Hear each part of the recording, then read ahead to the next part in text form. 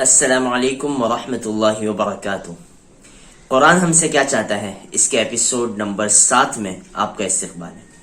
آج ہم 7ویں پارے کی کچھ جھلکیاں آج سنیں گے، اور ایکچولی 7واں پارہ جو ہے نا، اللہ تبارک و تعالیٰ نے 7ویں پارے میں اپنی بڑائی بہت بیان کی ہے، لیکن اس کے ساتھ ساتھ کچھ احکامات بھی ہیں جو آج کل کے زمانے کے اعتبار سے ہمیں اب جاننا ضروری ہے۔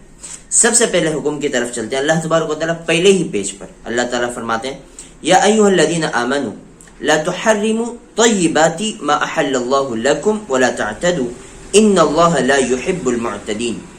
اللہ فرماتے ہیں، اے ایمان والو، جو چیزیں اللہ تبارک و تعالیٰ نے تمہارے لیے حلال کی ہیں، پاکیزہ، جو پاکیزہ چیزیں تمہارے لیے اللہ تعالیٰ نے حلال کی ہیں، انہیں تم اپنے آپ پر حرام مت کرو، ولا تعتدوا، اور حد سے تجاوز نہ کرو، ان اللہ لا يحب المعتدین، اللہ تعالیٰ حد سے تجاوز کرنے والوں کو پسند نہیں کرتا۔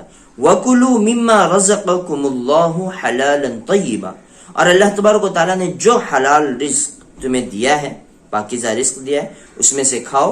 وَاتَّقُوا اللَّهَ الَّذِي أَنْتُمْ بِهِ مُؤْمِنُونَ، اور اس اللہ سے ڈرو جس اللہ پر تم نے ایمان لایا ہے۔ سب سے پہلی جو چیز اللہ تبارک و تعالیٰ نے یہاں پہ اس آیت میں بیان فرمائی نا، تو آج کل جیسے سوشل میڈیا سب یوز کرتے ہیں، سب استعمال کرتے ہیں، واٹس ایپ پہ ہر کوئی ہے، فیس بک اکثر لوگ استعمال کرتے ہیں، انسٹا تو بہت زیادہ لوگ استعمال کرتے ہیں۔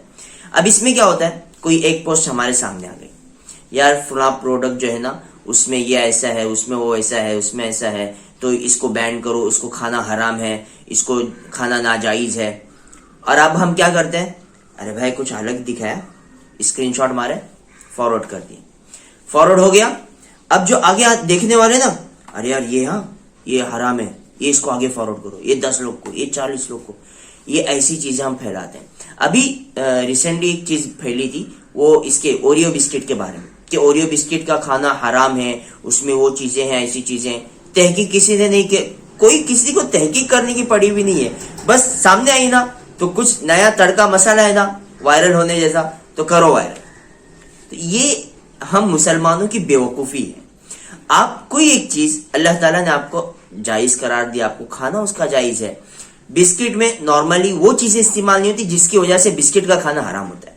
ہاں، کوئی ایسی اگر کوئی واقعی چیز ڈلی ہوئی ہے اور اس کے ساری تفاصیل اس کے اوپر موجود ہے، اور اس سے ہم کو سمجھ میں آتا ہے کہ یار یہ چیزیں ہمارے اسلام نے منع کی اور یہ چیزیں اس میں ڈلی ہوئی، تب آپ اس کو باقاعدہ کہتے ہو کہ بابا اس کا کھانا ناجائز ہے، یہ نہیں کھانی چاہیے، حرام ہے، تو پھر بات الگ ہے۔ لیکن کوئی ایک چیز ایسی جائز ہے جس کا کھانا، جس کا استعمال آپ کو لیے جائز ہے، آپ کھا سکتے ہیں، کوئی مسئلہ نہیں ہے اس میں، تو پھر آپ بغیر تحقیق کے اس کو پھیلا نہیں سکتے اور آپ اس پہ حکم نہیں لگا سکتے کہ یہ حرام۔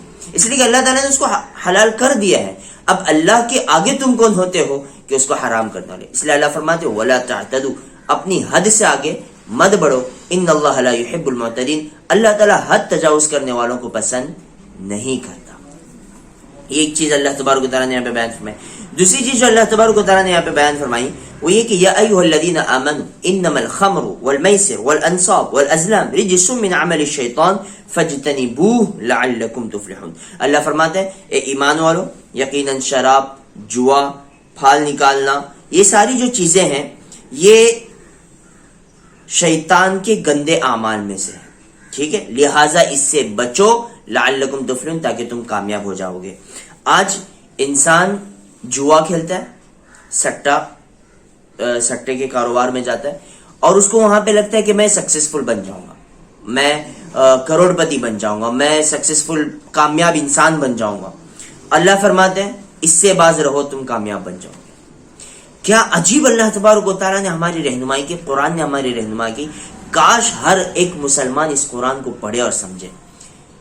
دنیا جا رہی ہے سٹا گیری میں کمانے کے لیے، اللہ فرما رہے سٹا گیری چھوڑو، یہ جو جوا ہے وہ چھوڑو، کامیاب ہو جاؤ۔ دیکھو صاف الفاظ ہے، فَاجْتَنِبُوهُ لَعَلَّكُمْ تُفْلِحُونَ، ان سب سے بچے رہو، لعلکم تفلحون، تاکہ تم کامیاب بن جاؤ۔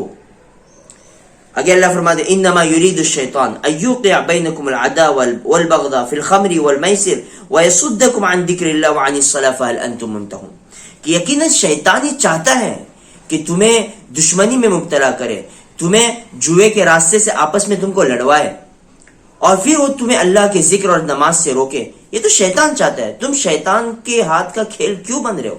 اللہ تعالیٰ نے تمہیں عقل سلیم دی ہے, اللہ تعالیٰ نے تمہیں باشعور بنایا, اللہ تعالیٰ نے تمہیں انسانوں میں سے بنایا, تو تمہیں سوچنا چاہیے, سمجھنا چاہیے قرآن کیا کہتا ہے, اللہ کیا کہتا ہے. جب اللہ نے ساری چیزیں بنائی ہیں تو اللہ تعالیٰ کو ہم سے زیادہ اللہ کو پتا ہے نا. پیدا کرنے والے کو, بنانے والے کو پتا ہوتا ہے کہ بابا یہ چیز میں خرابی ہوگی اور یہ چیز میں کیا ہوگا. تو اللہ تعالیٰ خود, جب اللہ تعالیٰ نے ساری چیزیں بنائی ہیں تو اللہ تعالیٰ خود فرما رہے ہیں کہ میرے بندو اس سے بچو, اس میں تمہارے لیے نقصان ہے. تو اب اس سے بچنا یہ ہماری ذمہ داری ہے, ہماری دنیاوی اعتبار سے بھی اور ہمارے آخرت کے اعتبار سے بھی, اللہ کی رضا کے لیے بھی اور اپنے مالی اعتبار سے بھی اور اپنی فائنینشیل اعتبار سے بھی ہم کو ان سب چیزوں سے بچنا چاہیے. یہ ہو گئی دوسری چیز. تیسری چیز اللہ تبارک و تعالیٰ نے یہاں پہ بہت پیارے انداز میں بیان فرمائی, وہ آج ہم آپ کے سامنے بیان فرمائیں گے.